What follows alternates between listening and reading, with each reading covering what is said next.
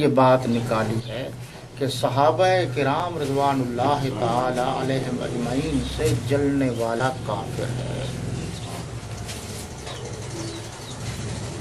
آپ جانتے ہیں کہ یہ ہماری نشست جو ہے نا، یہ خالصتاً علمی اور تحقیقی اور اصلاحی ہے۔ بعض تو باہر تو کہا جاتا ہے نا یہ جذبات میں ہے، ہم یہاں جذبات میں نہیں ہیں، ہم امت مسلمہ کا متفق علیہ معاملہ جو ہے وہ پیش کر رہے ہیں۔ یہ قرآن مجید ہمارے پاکستان میں سب سے بڑے طبقات، مذہبی طبقے، مذہبی گروہ، مسلمانوں کے مذہبی گروہ تین ہیں: بریلوی، دیوبندی اور اہل حدیث۔ ان کے مابین جو اختلافات تنازعات ہیں اس پر جب ضرورت ہوگی ڈسکس کروں گا، لیکن اسلام کے مبادیات اور بنیادی معاملات بھی تین ہیں: توحید، رسالت اور عظمت صحابہ۔ کیونکہ توحید اور رسالت کو قریب سے دیکھنے والے حضرات صحابہ کرام ہیں، اور اللہ کے نبی سے پوری طرح فیض یاب ہونے والے، مکمل فیض یاب ہونے والے حضرات صحابہ کرام رضوان اللہ تعالی علیہم اجمعین۔ یہ 6 ہجری کے اواخر کی بات ہے۔ ہادی عالم نے خواب دیکھا کہ ہم عمرے پر ہیں اور اللہ کے گھر کی زیارت کر رہے ہیں، طواف کر رہے ہیں، تلبیہ پڑھ رہے ہیں: لبیک اللہم لبیک لا شریک لک لبیک ان الحمد والنعمت لک والملک لا شریک لک۔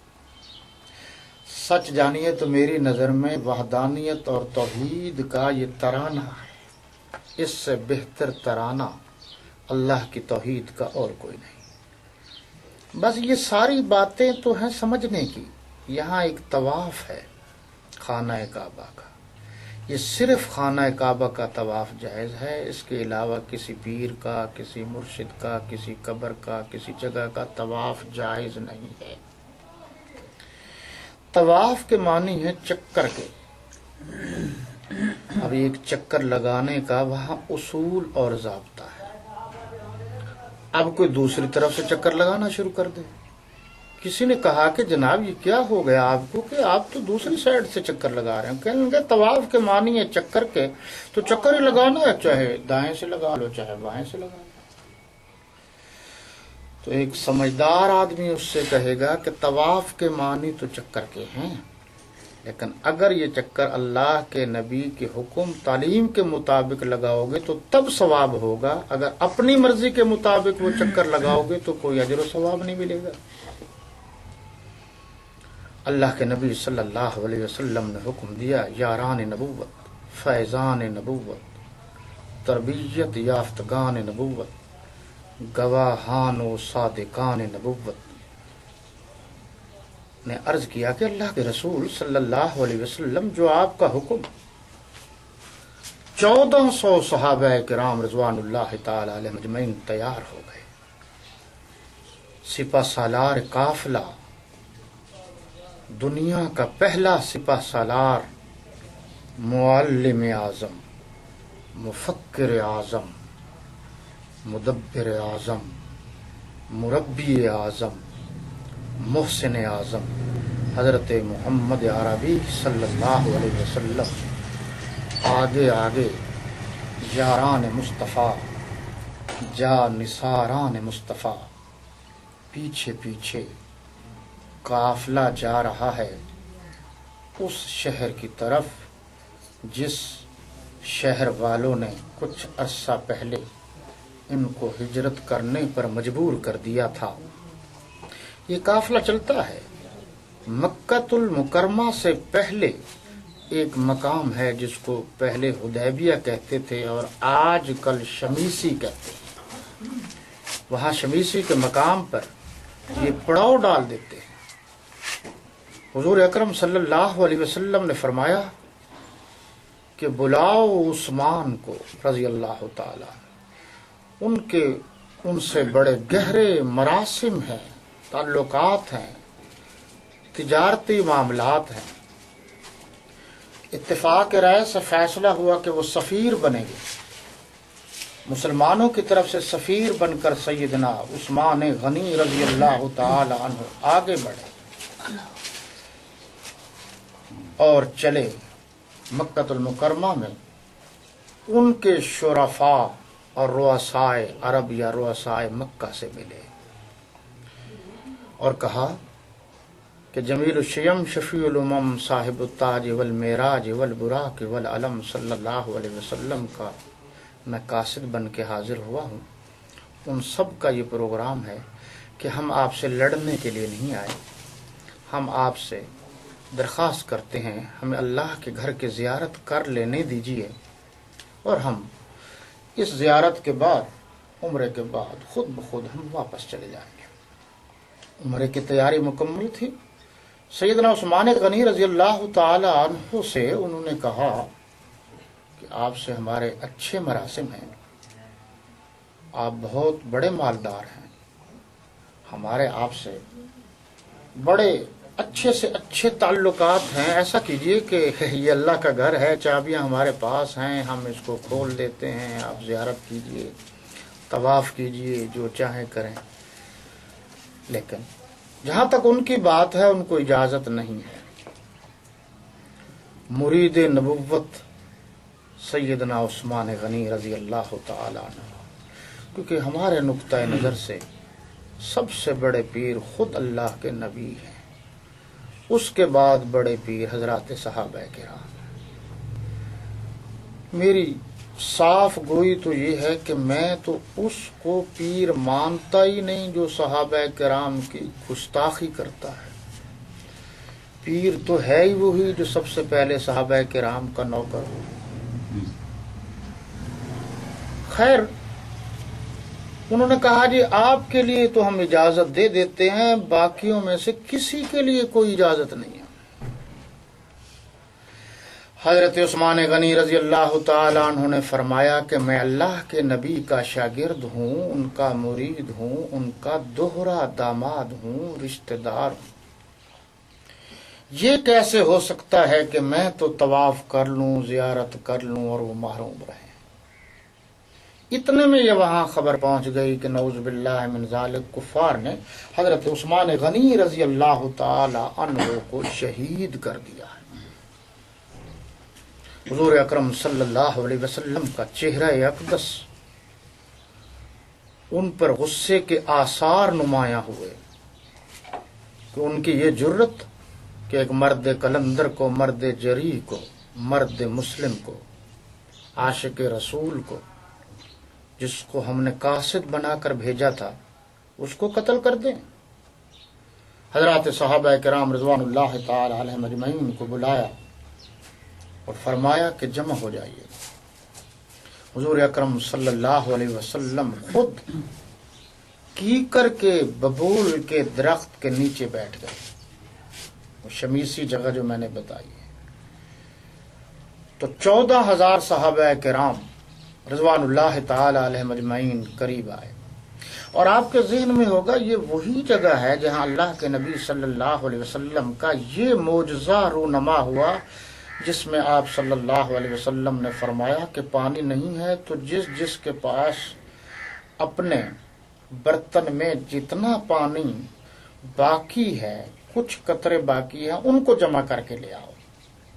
ان کو جمع کر کے لے آئے تو آپ صلی اللہ علیہ وسلم نے اللہ کا نام لے کر یوں انگلیاں رکھیں تو ان سے پانی کے فوارے پھوٹ پڑے۔ ورخین نے لکھا ہے یہ وہی مقام ہے۔ حضور صلی اللہ علیہ وسلم نے فرمایا آج ہم آپ سے بیعت لیں گے اور موت کی بیعت لیں گے۔ حضور صلی اللہ علیہ وسلم کا یہ حکم سننا تھا۔ حضرات صحابہ کرام تڑپے، ایک سے ایک آگے بڑھنے لگا۔ ہر ایک کی خواہش یہ تھی کہ سب سے پہلے اللہ کے نبی صلی اللہ علیہ وسلم کے دست حق پرست پر میں بیعت کروں۔ حضور صلی اللہ علیہ وسلم نے اپنا دست حق پرست آگے بڑھایا، یوں ہاتھ کیا، صحابہ کرام ان کے ہاتھ پر ہاتھ رکھ دیتے تھے۔ اللہ کو یہی بات بڑی پسند آ گئی۔ اللہ نے قرآن میں اس کا ذکر کیا ہے۔ اب قرآن کے الفاظ دیکھیے، سورہ فتح آیت نمبر 10۔ سورہ فتح پارہ نمبر 26 آیت نمبر 10 صفحہ نمبر 662 کہ ان الذین، ان پکی بات ہے، الذین جن لوگوں نے یبایعونک آپ کے دست حق پرست پر بیعت کی، انما یبایعون اللہ، پکی بات ہے کہ انہوں نے اللہ کے ہاتھ پر بیعت کی، یعنی اللہ کا ہاتھ ان کے ہاتھوں پر ہے۔ دیکھیے جی، ید مانا ہاتھ ہے، اللہ مانا اللہ، فوق مانا اوپر، ایدی جمع ہے ید کی، ہم ضمیر ہے جمع کی۔ اگر آپ توجہ کریں گے قرآن کا کوئی ایک لفظ بھی زائد از ضرورت نہیں ہے۔ ایدی جمع ہے، ہم بھی جمع ہے۔ پہلے جو لفظ آیا ہے یبایعو، یہ بھی جمع ہے، یبایعون اللہ، یہ بھی جمع ہے۔ اب ذکر چل رہا ہے صلح حدیبیہ کا، اور حضور صلی اللہ علیہ وسلم فرما رہے ہیں انہوں نے یوں ہاتھ پھیلایا۔ یہ میں سمجھانے کے لیے عرض کر رہا ہوں، ورنہ ہمارا عقیدہ اور نظریہ یہ ہے کہ ساری کائنات بھی مل کر اللہ کے نبی صلی اللہ علیہ وسلم کی جوتی مبارک کے نیچے لگی ہوئی مٹی کے برابر بھی نہیں ہو سکتی، کیونکہ بعض اوقات بات سمجھائی جاتی ہے تو لا علم لوگ اس کو غلط رنگ دے دیتے ہیں کہ آپ صلی اللہ علیہ وسلم نے یوں ہاتھ پھیلایا، صحابہ کرام نے یوں ہاتھ رکھے۔ اب اللہ نے یہ نہیں کہا کہ صحابی رسول کے ہاتھ پر میرا ہاتھ ہے، ید اللہ فوق ایدیہم، ان سارے ہاتھوں پر کتنے ہاتھ تھے؟ 14,000۔ بعض نے 1400 لکھے، بعض نے 1200 بھی لکھے، 1700 بھی لکھے، بہرحال 1400 پر زیادہ علماء کا اتفاق ہے۔ ان پر اللہ کا ہاتھ ہے، فوق ایدیہم۔ آگے وضاحت بھی میں کر دوں گا۔ یہ ہاتھ اور اوپر سارے صحابہ کے ہاتھ، تمام جو موجود تھے، ان کے اوپر ہے اللہ کا ہاتھ۔ یہ تشریح، اللہ کے نبی کا ہاتھ، صحابہ کرام کے ہاتھ، اوپر اللہ کا ہاتھ، ید اللہ، اللہ کا ہاتھ ہے، فوق ایدیہم، ان سارے ہاتھوں پر تو یوں بنا، نیچے اللہ کا ہاتھ ہے، اوپر محمد رسول اللہ کا ہاتھ ہے، درمیان میں صحابہ کرام کے ہاتھ ہیں۔ کوئی ناراض ہو یا راضی ہو، کسی کو غصہ آئے یا نہ آئے، صحابہ کرام وہ مقدس ہستیاں ہیں جن کے خلاف یا جن پر حملہ کوئی نیچے سے کرے گا تو دفاع مصطفیٰ کریں گے، کوئی اوپر سے کرے گا تو دفاع خود خدا کرے گا۔ قیامت تک صحابہ کرام پر کوئی حملہ نہیں کر سکتا۔ صحابہ کرام پر کسی لحاظ سے حملہ اللہ اور اس کے رسول پر حملہ ہے۔ اب اس کے لیے دیکھیے جی اگلی آیت، آیت نمبر 18 اور 19، یہی صورت جا رہی ہے، سورہ الفتح، صفحہ نمبر 664۔ لقد رضی اللہ عن المؤمنین اذ یبایعونک تحت الشجرہ، اے پیغمبر صلی اللہ علیہ وسلم جب مومن تم سے درخت کے نیچے بیعت کر رہے تھے تو اللہ ان سے راضی ہوا، خوش ہوا۔ پہلی بات یہ سمجھ لیجئے کہ قرآن نے مومنین حضرات صحابہ کرام کو قرار دیا ہے۔ جو آج اصطلاح میں بات کرتے ہیں وہ تو دھوکہ دے رہے ہیں۔ مومن تو بنے گا ہی وہی جو پہلے حضرات صحابہ کرام کی نوکری کا حق ادا کرے گا، ورنہ مومن مومن ہی نہیں ہے۔ صحابہ کرام کو مومن قرار دیا ہے، اور کیا کہا کہ اللہ ان سے راضی ہو گیا کہ